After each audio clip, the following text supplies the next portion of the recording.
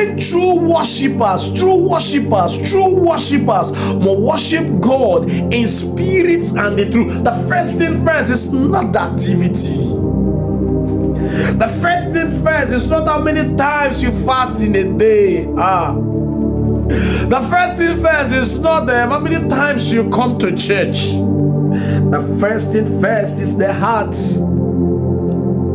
Because most of these churches we are seeing today is just to make money. And that is why when you go there, what you are hearing is everything about the enemy, die by fire, enemy, die by fire, enemy in your father's house, enemy in your mother's house, prosperity. That is what you will hear. Because the more you hear that, the more you sow more seed. The more you pay your tithes, the more you pay your offering. But when they tell you about salvation, they will not tell you. They won't tell you about that. Because those kind of messages will not bring money. Those kind of preaching will not bring money. So we need to motivate them. And that's why when you go to churches today, what you see is motivation. We've not turned the house of God to motivation, where you hear motivational messages. The Bible says, for those that worship God must worship Him in truth and in spirit. I don't need to come to church before I worship God in truth and in spirit, because it seals the heart. Does it mean that going to church is wrong? No, sir. But the priority is in the heart, not in the church. Does it mean that gathering with the brethren is wrong? No, sir. But the priority first is in the heart, not in the house where you worship. Because we've turned it today.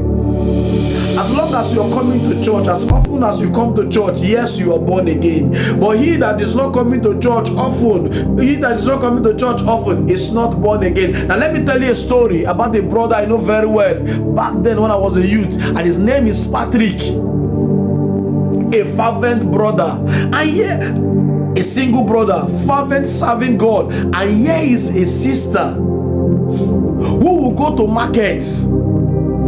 And in that tiredness, sometimes she will come to church late. In that tiredness with her tray that she used to sell, she will still carry it and come to church. And here is another sister who before church service will start, she's already in church praying, crying. You yourself, when you come to church, it's as if you don't even know what you're doing. You will see her praying, crying. Always early in church. Always. And when Brother Patrick wanted to marry, he loved the other sister who he could always come to church late from market without bathing. The way she's dirty, she will come to church. And you know what happened? A pastor of the church now called him. I said, bro, do you know what you want to do now? Do you know what you want to do? This one that come to church late, they don't come to church early, they don't even come to church always. And here's another sister who is Holy Ghost filled, who come to church early. You want to leave this sister and go to this one? Bro Patrick, let me advise you, go after this.